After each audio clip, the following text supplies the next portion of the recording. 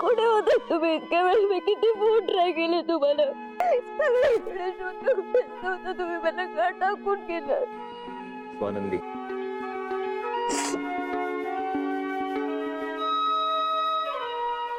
नको ना रडूच. ऐक नाही बघ, मी ना इकडनं निघालो ना तर डिरेक्टली मी ऑफिसला पोहोचलो. तर मध्ये पाऊस लागला ना मला, म्हणून मी काय केलं की मोबाईल प्लास्टिकच्या पिशवीत ठेवला आणि मग तो खिशात असल्यामुळे बाईकवर मला कळलंच नाही. आणि मी चिडून नव्हतो निघालो इथून, म्हणजे चिडलो होतो थोडासा, पण ऑफिसमध्ये एक गडबड झाली होती. मिलिंदचा मला फोन आला, मग मी अर्जंटली ते निस्तरण्यासाठी तिकडे लगेच निघालो.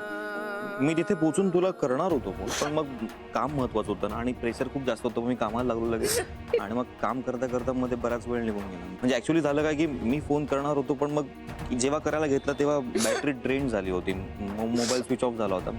मिलिंदच्या फोनवरून करणार होतो फोन, पण मी म्हटलं रात्रीचे 2 वाजलेत ना, मग डिरेक्टली घरीच पोहोचूया. मग सॉरी, प्लीज रडणं थांबव ना आता. थांबव ना यार रडणं. तू रडायला लागलीस की मला बोलता येत नाही माहिती आहे ना. जास्त रडली तर मग अजून सुंदर दिसतील. मग गप्प बसाव आणि आता मला बोलू दे. मला काय कळतं का? मनात नको नको ते विचारत होते आणि प्रत्येक वाईट विचार चालू असते. प्रत्येक वेळी मरत होते मी. तुम्हाला कळत कसं नाही? सॉरी बोलतो. मला नाही काय ऐकायचं. ओके, मी काय बोलत नाही मग. सॉरी. सांगा. नक्की सांगू? पण तू प्लीज रडू नको. रडलीस की मग तुझे सुंदर डोळे अजून सुंदर होतील. सॉरी. ऐक, हे बघ, तू सकाळी आईबद्दल बोललीस आनंदी, मग मला राग आला. तुला माहिती ना मी आईबद्दल नाही काही ऐकून घेऊ शकत. मला स्वतःवर कंट्रोल नाही ठेवता येत. मग मी चिडलो की मला कळत नाही काय वागायचं. आनंदी, माझी आई माझा अभिमान आहे. तुला मी आधीही सांगितलंय आणि तू माझा विश्वास आहेस. तू जर आईबद्दल काय बोललीस तर विश्वास हालेल ना माझा. मग मी कसा जगणार? प्लीज आईबद्दल नको बोलत जाऊ इथून पुढे असं काहीही. आणि मी प्रॉमिस करतो की मी सुद्धा असं न सांगता, चिडून, संतापून तुझ्याशी काही कम्युनिकेट न करता निघून जाणार नाही. I promise. आणि सॉरी, मी चुकलो त्यासाठी. हां, आणि एक सांगायचं होतं, आय लव्ह यू टू. मग अशी बोलायचं राहून गेलो होतो. तू एक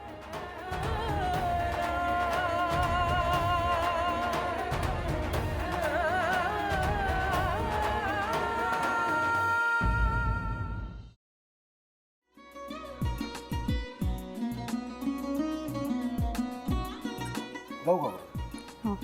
असाच लावू ना.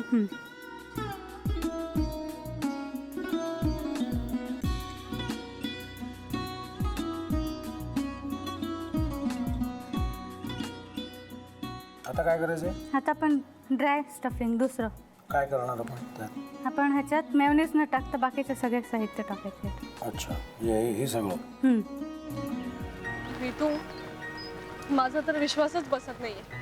म्हणजे अगं बहिणी आमचं लग्न व्हावं म्हणून किती प्रयत्न करत होते आणि ते सगळं करताना की शिवच्या आम्हाला माहिती पुरवते. नाही, मला नाही वाटत. गौरी, खूप चांगली आहेस गं, म्हणून तुला सगळं जगत चांगलं दिसतं. पण शिव उगाच बोलला असेल का? त्याच्यावर विश्वास नाहीये का तुझा? शिववर पूर्ण विश्वास आहे मी माझा. पण तो आता हे जे काही करतोय ना, म्हणजे निशा बहिणी समोर त्या राधिका सोबत फिरण्याचं नाटक वगैरे, ते त्याचा काही उपयोग होणार नाहीये. अगं असं कसं म्हणतो?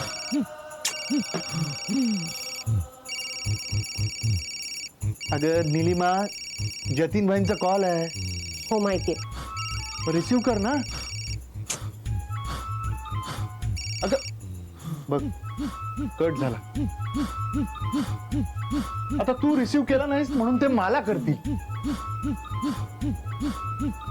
अब पुन्हा आला बघ. घे बघू. पण हे एक ना एक दिवस घडणारच होतं.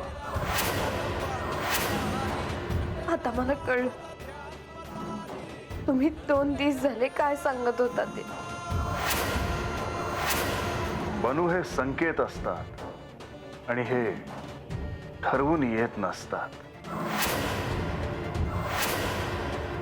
मी बाहेर तुमची वाट बघते.